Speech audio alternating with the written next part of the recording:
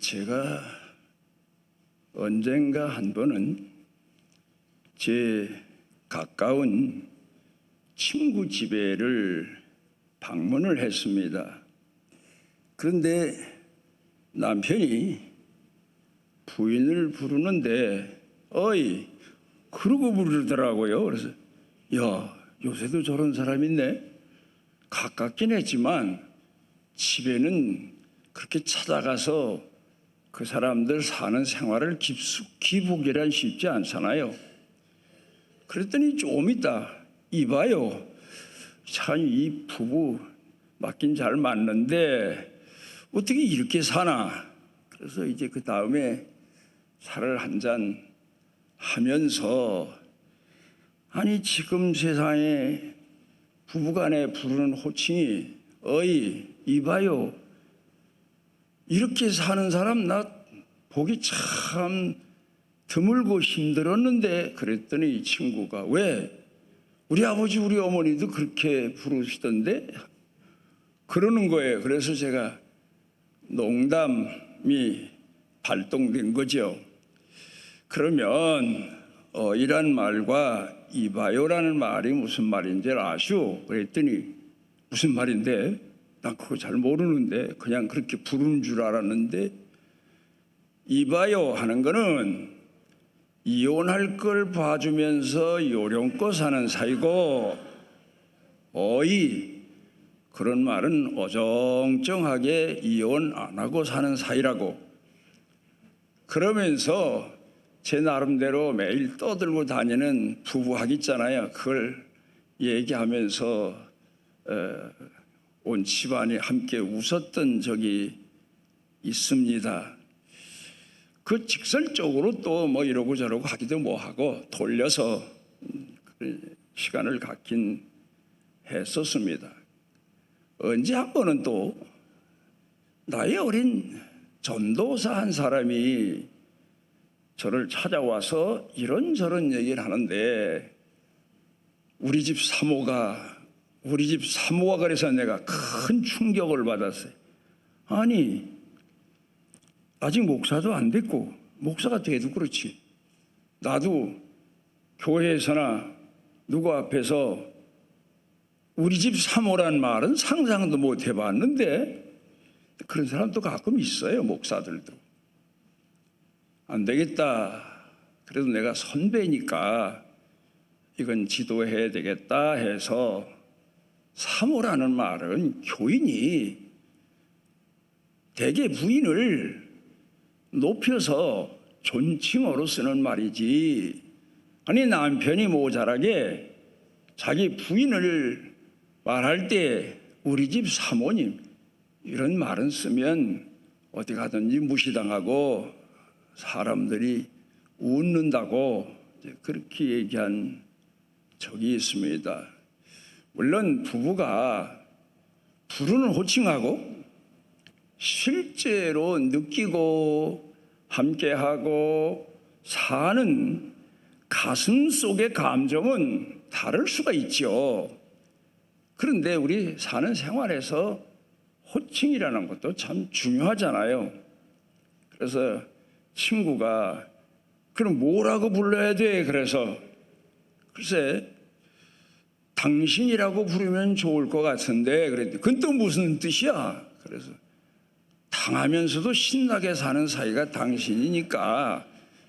그랬더니 아이 그거 어색한데 맨날 어이 이봐요 하다가 당신 여보 하니까 그거 참 어색한데, 이제 그러다가 온 적이 있습니다. 부부는 우리가 살아가면서 동행자라는 말을 가장 적절하게 사용하는 사이죠. 친구도 물론 동행자라고 말할 수도 있고 동료도 동행자라고 말할 수도 있지만, 그런데 가장 핵심적인 동행자라고 하는 단어는 부부간에 결혼하고 난 다음에 평생토록 같이 울고 같이 웃고 같이 고통을 겪고 같이 근심하고 그러면서 살아가는 그런 가장 가까운 사람이요, 평생을 마음을 나누고 여러 가지 삶을 나누고 주고받으며 사는 그런 사이가 부부잖아요. 젊은 사람들은 결혼하고 나면 요 근간엔 뭐 서양식도 많이 부르더라고요. 어느 집에 가보면 격에 맞지 않게 한의하는 사람도 있더라고. 그래서 저건 좀 앞서가는데 뭐 그러기도 하고 뭐 하여튼 그런데 말입니다. 오늘 제가 이런 말씀을 드리는 건 우리가 살아가면서 세상살이에 있어서 가장 적절한 관계 대상은 동행자란 말에 부부란 말이죠. 그런가 하면 우리 예수 믿는 사람에겐 또 하나가 있습니다. 그게 뭔 줄 아시죠?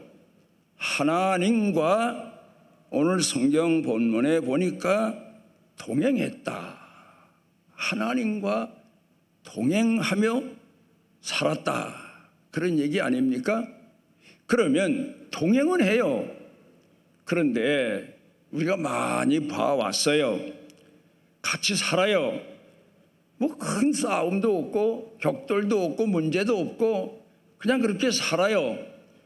그런데 그것도 우리 문화이긴 하더라고요.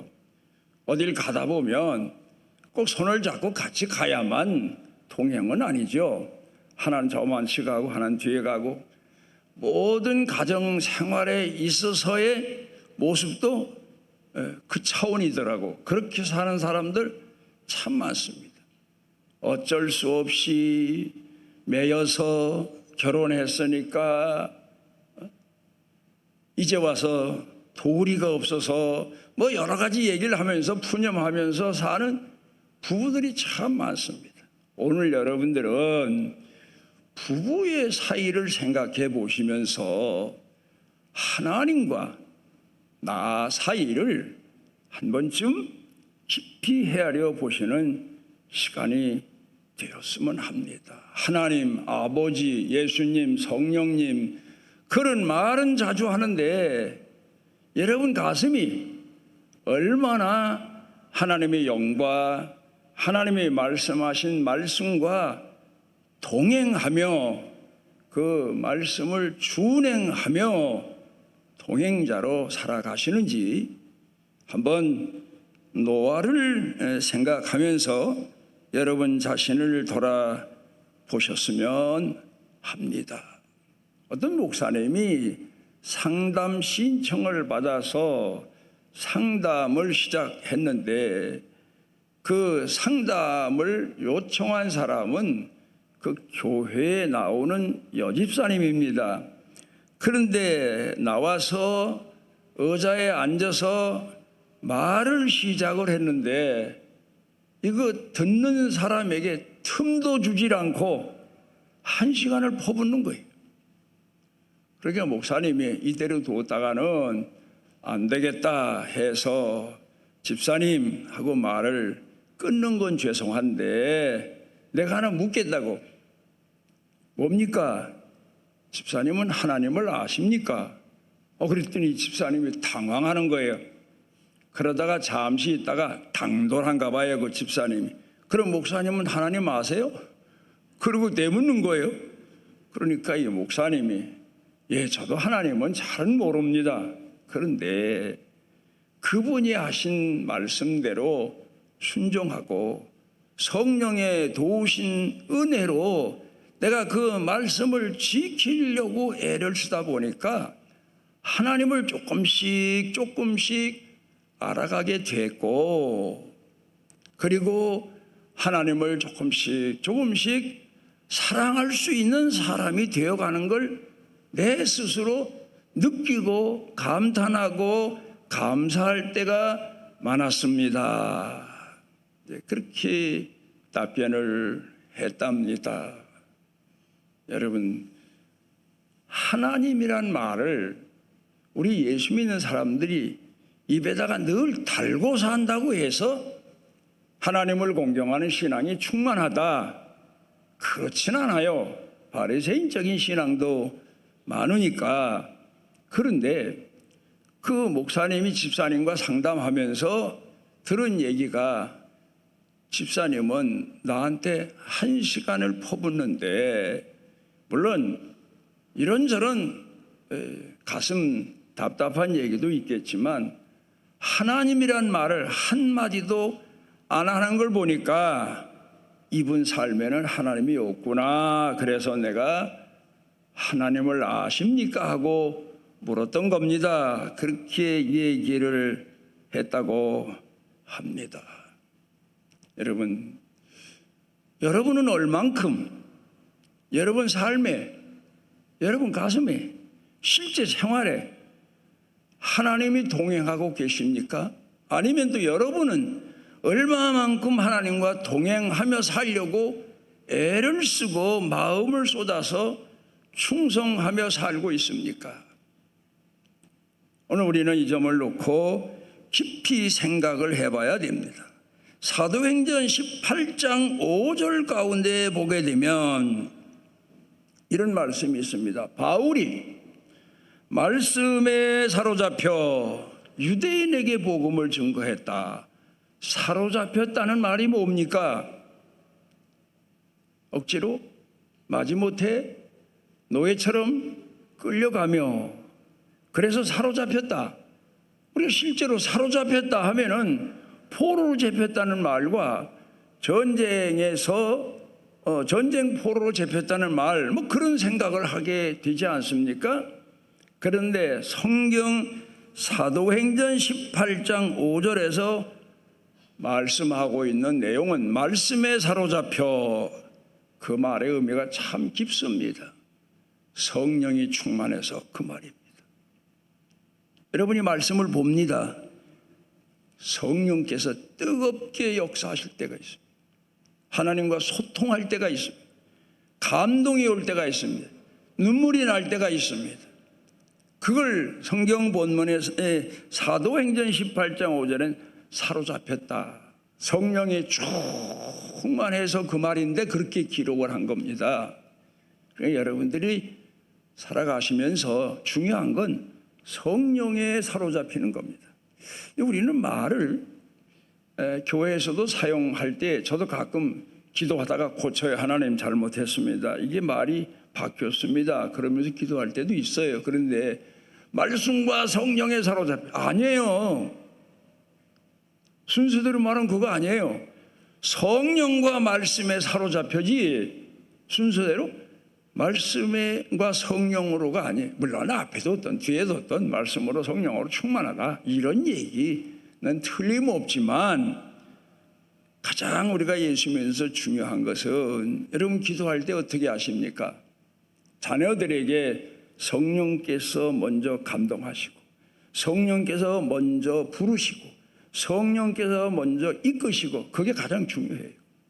여러분이 끌어다가 붙들어다가 성경 앞에 놓고 성경을 가르치고 야단을 쳐봐야 그게 귀에도 안 들어오고 머릿속에 잘 들어오지도 않아요. 부르심이 먼저예요. 여러분이 예수를 믿을 때에도 부르심이 먼저예요. 우리가 어떤 사람들을 놓고 보면 교회 오는 과정이 복잡한데 벌써 이미 그 전에 하나님의 부르심이 그에게 있었던 거예요. 하나님이 그를 부르시고는 교회까지 나오도록 이끄시는데 시간도 걸리고 과정도 거치고 그래서 오게 되는 건데, 성령 충만함, 여러분 그렇다고 해서 그냥 허공을 치는 것처럼 이 미신 믿는 사람들이나 무당 박수가 무슨 귀신 내리게 하려고 애를 쓰는, 그건 아닙니다. 거룩한 하나님의 영이 부르심이 와야 되고 빛을 비추어 주셔야 되고 감동이 와야 되고, 그게 먼저입니다. 그러니까 구약 시대에 보면은 하나님의 신이 임하고 그 다음에 말씀이 선포되고, 그게 성경 가운데 나오는 얘기예요. 근데 자꾸 저도 신앙생활을 해오면서 교회에서 쓴 용어가 말씀과 성령으로 하다가 이건 아니다, 고쳐야지, 이걸 고쳐서 나도 고치고 남도 고치게 해야지 하다가 또 어떤 데 말씀과 성령으로 충만하게 하시고, 기도할 때 제가 기도하는 게 이제 그게 바로 있습니다. 우리 교회 성도들 모태에 지음받은 어린 생명부터 태어나 자라난 어린아이들, 유아, 또 그 다음에 유치부, 유년부, 초등부 쭉 하고 난 다음에 성령과 말씀으로 충만하게 하시고, 첫 번째입니다. 그 다음에 두 번째, 강건하게 하시고. 오늘 기도하신 권사님 기도 참 은혜롭게 하셨는데 하나가 빠져서 조금 소원했어요. 강건하게 하옵소서 한 건 좋은데, 설교하는 원로 목사가 나이 들었으니까 강건하게 하옵소서 하는 기도 참 좋은데, 거기에 성령과 말씀으로 충만함이 들어와야 돼요. 물론 이제 강건함도 있어야 되지만, 그래서 기도 순서할 때 우리 교회 성도들 위해서 제가 기도하는 내용이 성령과 말씀으로, 그 다음에 영육이 강건함, 그 다음에 세 번째는 우리 생활 터전에 관한 문제, 우리 피부로 느끼는 문제 아닙니까? 그런 문제.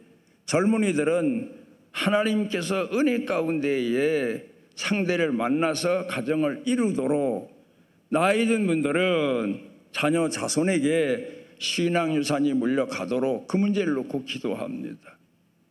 여러분들도 물론 기도하시겠지만 참고하시라고 이런 말씀을 드리는 겁니다. 마태복음 20장 28절에 가서 보면 예수님께서 인자가 온 것은 섬김을 받으려 함이 아니라 섬기려 하고 자기 목숨을 대속물로 주려 함이라. 예수님이 오셔서 무슨 말씀입니까? 내가 너희들과 동행하려고 왔다, 그 말씀입니다. 이 말이 다시 한번 마태복음 20장 28절이 인자가 온 것은 섬김을 받으려 함이 아니라 오히려 섬기려 하고 내 목숨을 대속물로 주려고 왔다, 동행하러 왔다. 너희 삶의 인생에, 그게 핵심적인 말입니다. 어떻게 동행하셨습니까?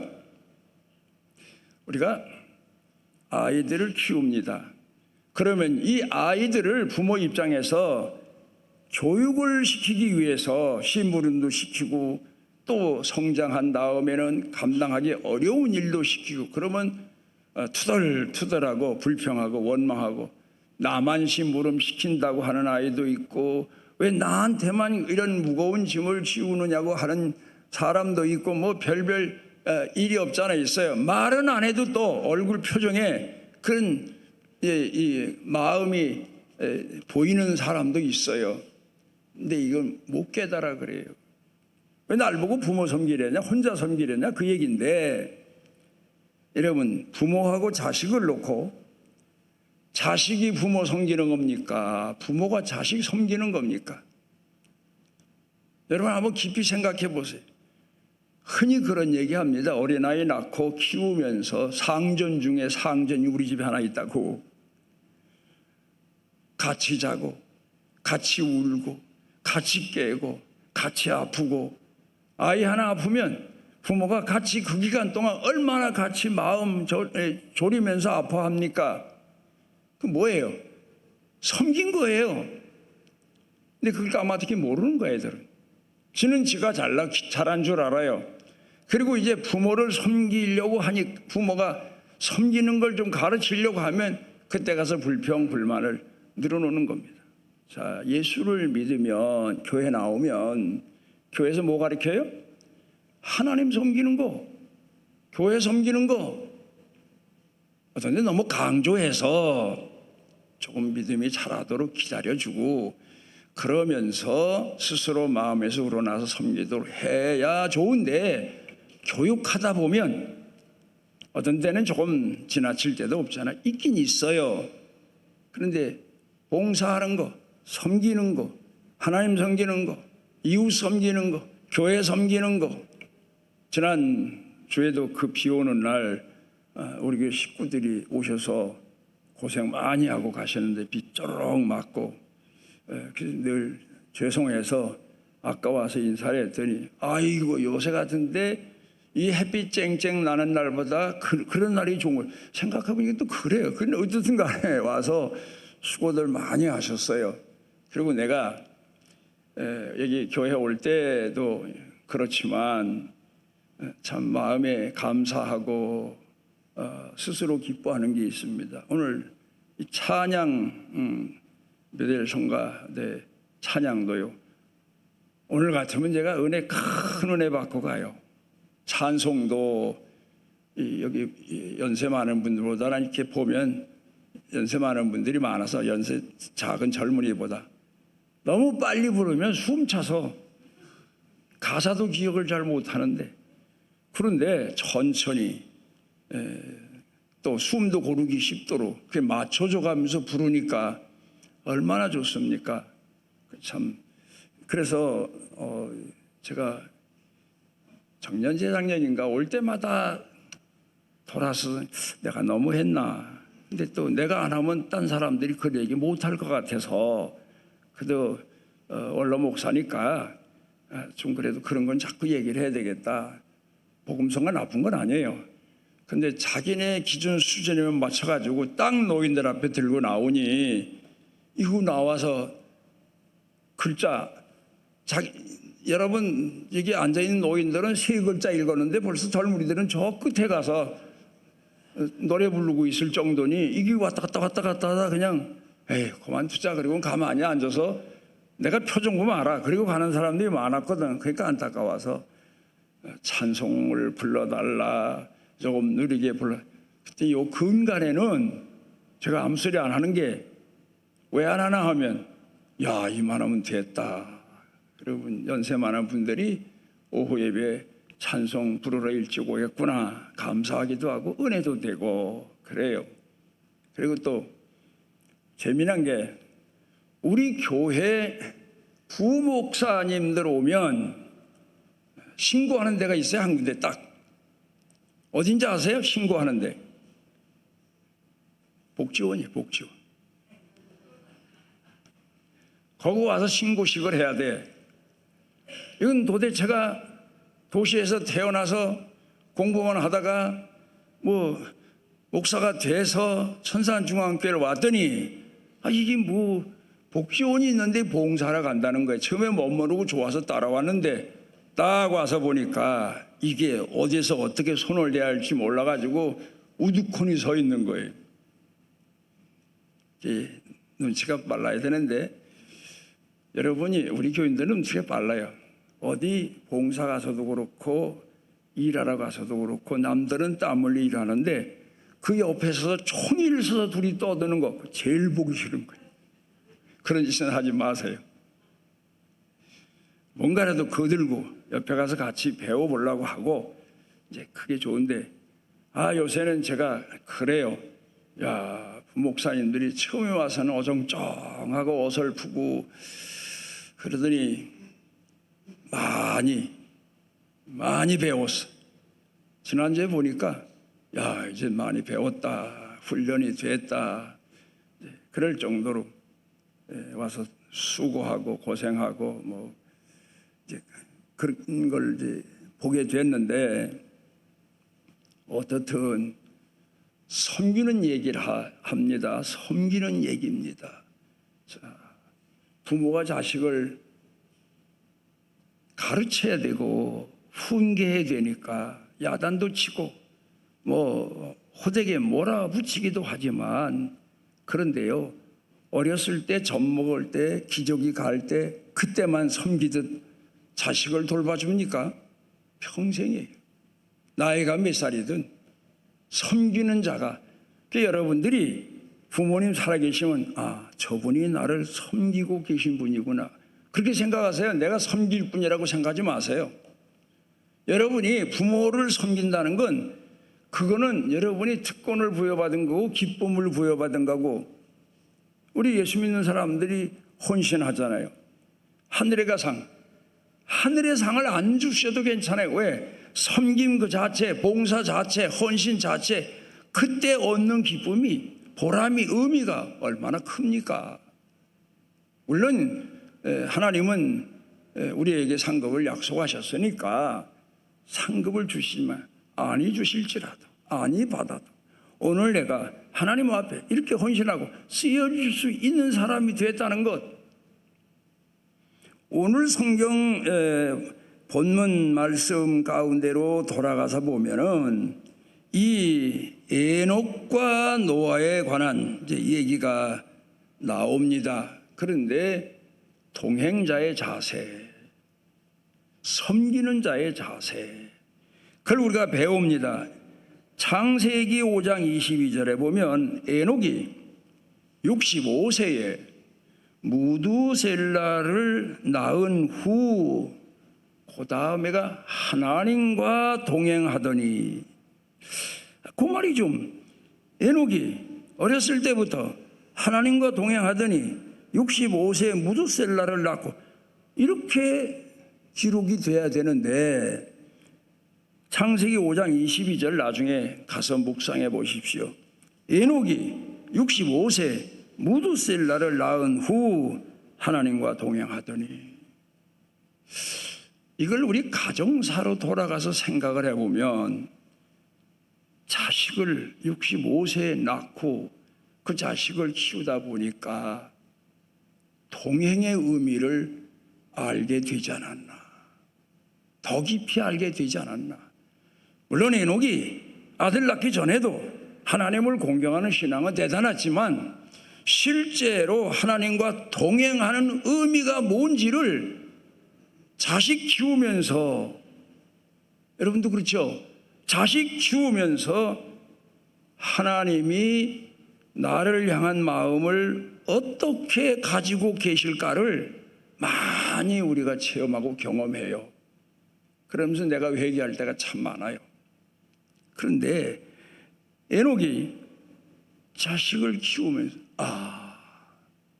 자식은 뭐 에녹이라고 해서 달리 키웠겠어요? 상전 중에 상전으로 무두셀라 자기 자식을 키웠겠지요. 같이 울고 같이 자고 같이 깨고 같이 웃고 같이 먹고,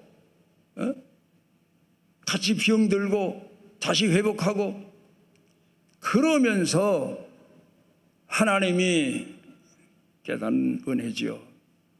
내 삶의 생에 그렇게 동행해 주셨구나. 내가 몰랐죠. 3살 전에는 뭐 심리학자들이 전혀 기억이 없다는데, 못 깨달을 때는 하나님이 나를 이렇게 품에 품고 계셔도 나를 저기 내동댕이 쳤다고 착각하고 악을 쓰고 소리 지르고 때를 쓰고 그래요. 하나님 앞에 하나님이 날 이렇게 품고 계신데도 못 깨달으니까. 그래서 에녹이 자식을 키우면서, 내가 내 자식과 동행하는 것처럼 하나님이 나와 동행해 주셨구나, 이렇게 동행해 주셨구나. 내가 낙심할 때, 힘들어할 때, 내 애가 병이 들어 열이 날 때, 그렇잖아요. 자식이 열나면 부모가 옆에서 잠을 잡니까? 그 자식은 그러다가 잠도 들고 하지만 부모는 옆에서 잠을 잘 수가 없이 지켜보아야 되고 애를 태우고, 하나님께서 나를 이렇게 동행해 주셨구나 하는 걸 깨달으면서 하나님과 하나님 마음에 맞는 동행자로 살았다, 그 말입니다.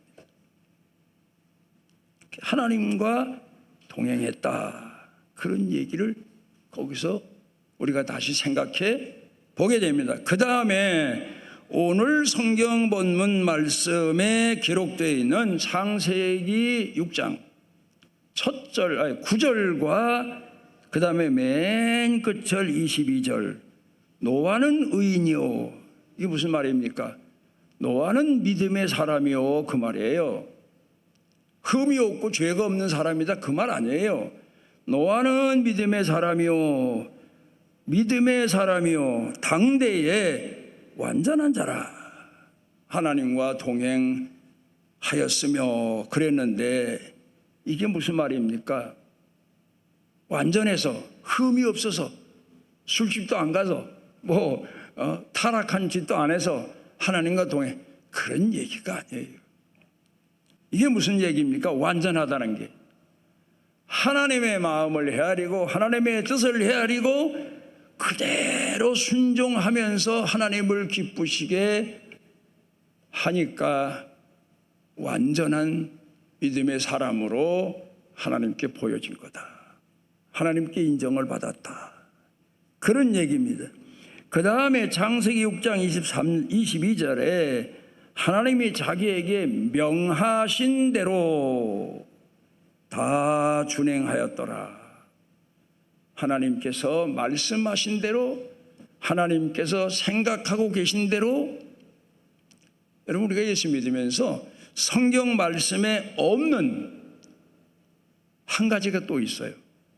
뭡니까? 하나님의 뜻이에요. 뜻. 교회 생활하며 가정 생활하며 여러분이 혼자 살아가는 생활을 개인적으로 하면서 나를 향하신 하나님의 뜻, 그 성경에 기록되어 있지는 않아요. 이게 성령님을 통하여서 기도하면서 말씀을 통해서 깨닫게 되는 거죠. 그러니까 여기 보면 하나님께서 원하시는 대로 다 깨닫고 준행했다. 그 동행자의 자세입니다. 여러분들 교회 섬기다 보면 교회에서 광고하는 거 있고 지시하는 거 있고 그렇지만 그것도 아니에요. 교회를 사랑하고 목회자를 존경하고 그러면서 따르다 보면 말하지 아니한 또 다른 어떤 더 큰 뜻이 내가 해야 될 일이 생각나게 될 때가 있고 깨달을 때가 있고 감동될 때가 있잖아요. 그래서 상대방을 기쁘게 하고 놀라게 하고 이제 그렇게 하나님을 공경했다. 마태복음 24장 42절로 48절 가운데 보면 어떤 주인이 먼 타국에 가면서 종들에게 부탁을 합니다. 내가 돌아올 때까지 살림 잘하고 가족 식구들에게 때를 따라 양식을 나누어 주고. 여기서 제가 참 제 얘기 하나를 여기서 발견했습니다. 양식을 나누어 주는 종들. 여러분, 양식 나눠주는 게 얼마나 신바람 나는지 아시죠? 그러니까 저는 은퇴한 목사라도 여러분에게 양식을 나누어 드리고 싶어서 그것만큼 기쁜 게 없어요. 그게 제 삶의 생애 최고의 하나님이 주신 영광이고 행복이죠. 그래서 이제 유튜브도 해서 여러분에게 보내는데 사실은 그게 처음에는 우리 권사님들이 그걸 찾아 들어가서 제가 유튜브 방송한 거를 들을 만한 실력이 안 돼요. 그걸 보내달래 보내드려.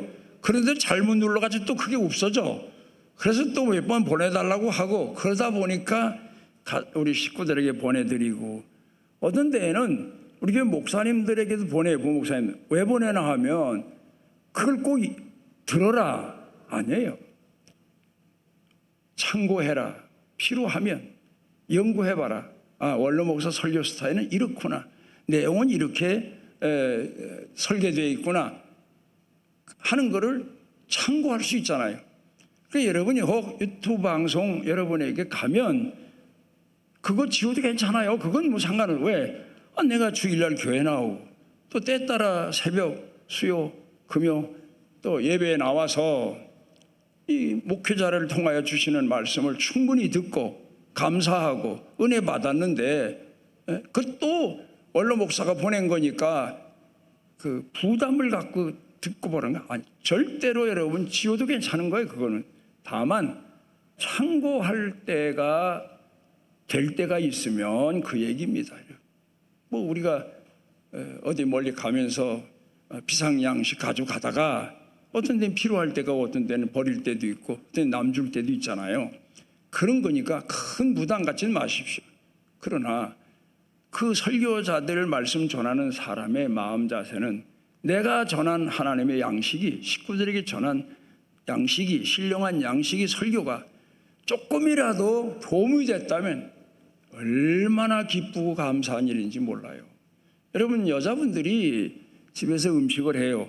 근데 손님 대접을 하든가 가족 식구에게 상에 내놓을 때 맛있게 먹는 걸 보면 그동안 음식 만들던 고생한 보람, 보상을 다 받는 것 같잖아요. 그래요. 그런데 어쨌든 마태복음 24장 42절과 48절에 보면은 그렇게 끝까지 말씀을 나누는 일에 충성 다한 사람들이 있는데 그걸 행복으로 여기고 그걸 부담으로 어쩔 수 없어서 이 집에 붙어 있으려면 그런 생각한 사람은 얼마나 불행하고 힘들었겠어요. 그런데 행복에 젖어서 나눠주는 게 너무 좋아서 그렇게 산 사람들이 있나 하면 생각해 보니까 주인이 올 것 같기도 하고 안 올 것 같기도 하고. 여러분, 예수님이 재림하실 것 같아요? 재림 안 하실 것 같아요? 하실 것 같아요? 믿음 좋은 분이네. 믿음 없는 사람은 그렇게 생각 못 해요. 그게 교회에서 말하는 거겠죠. 실제로 오실까 안 오실까. 근데 중요한 게 있어요. 거기 성경 가운데서 제가 성경을 보다가 거기서 하나 깨달은 게 있는데 여기 보면은 주인이 오리라 해서 주인이 다시 온다 그리고 갔는데 몇몇 사람은 주인이 더디 오니까 안 올 것 같기도 하고 그러다 보니까 식구들에게 양식 나눠지는 일부터 집안 일을 점점 게을리 하는 거예요. 너네 갖다 먹어. 아이고 내가 그거 너 갖다 주고 뭐 음식 네가 만들어 뭐 이런 식으로 그러더니 나중에는 제 욕망대로 술친구도 데려와서 잔치도 하고 막 이러는 거예요. 다시 오시리라. 주인이 다시 오시리라. 그 말의 의미는 그 한 가지만이 아니에요. 예수님이 재림하시리라 그 얘기만 아니에요. 그 안에 포함된 게 있어요. 감추어진 비밀의 이야기가 있어요. 그게 뭔가 하면 언제 오실지 모르는 예수님. 그것만 생각합니까 여러분? 중요한 거예요. 언제 나를 부르실지 모르는 예수님. 언제 부르실지 몰라요. 제 친구들도 자다 가는 사람도 있고 뭐 병들어서 고생하다 간 사람도 있고 특히 내 주변에 가깝게 지낸 사람들은 거의 다 갔네. 그게 제가 생각을 해볼 때 나는 왜 남겨놓으셨나. 아직 훈련이 덜 돼서 너는 이걸래 멀어서 그런 생각을 하고 있는데 언제 부르실지 또 내가 어떤 상태에 있을 때 부르실지 그게 다 다시 오시려고 약속하신 그 내용 가운데 포함되어 있는 말씀이에요. 어느 상황에 부르실지 어느 때 오실지 내가 어느 상황에 부르실지 그렇잖아요. 여러분 사람 죽는 거 무슨 뭐 정해진 시간에 죽음을 준비하고 그거 쉽지 않거든요. 그런 내용이 포함되어 있어요. 그러나 그럴 때에도 열심히 맡은 사명을 식구들에게 양식 나눠주는 것을 게을리하지 않고 끝까지 인내하며 충성하는 사람이 동행자예요. 부부가 동행한다고 늘 둘이 붙어 다닙니까? 그래야 동행이지. 하나는 집에 있고 하나는 직장 가고 그럼 떨어져 있는 거지. 그건 아니잖아요. 동행이란 말은 멀리 있어도 떨어져 있어도 다른 일을 서로 해도 다른 환경에 있어도 마음을 같이 하며 목적을 하나 두고 살아가는 걸 동행이라고 해요. 그러니까 여러분 우리가 예수님은 하나님 우편에 계시고 나는 이 땅에 살고 있고 무슨 동행이야. 나 혼자 사는 거지. 가끔 도움이나 요청해서 도와주실 때도 있고 안 도와주실 때도 있고 그 믿음이 없는 거예요. 동행. 하나님 우편에 계셔도 나는 땅에서 광야길을 걸어도 동행하고 있는 거예요.